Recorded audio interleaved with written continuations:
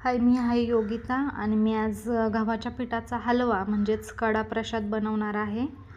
माझ्या मुलाला तर खूप आवडतं काहीतरी गोड खाण्यासाठी, मग मी असं अधूनमधून बनवत असते.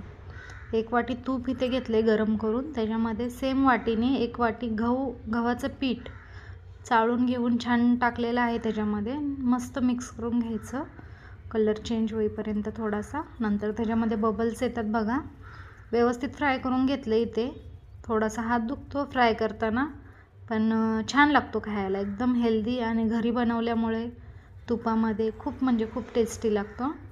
आणि छान ब्राऊन कलर आला ना की त्याच्यामध्ये 2 वाट्या आपण पाणी घालू, सेम वाट्या 2 वाट्या पाणी, आणि व्यवस्थित हलवून घ्यायचं. त्याला गुठल्या होतात थोड्याशा, पण व्यवस्थित हलवल्यानंतर ते जातात.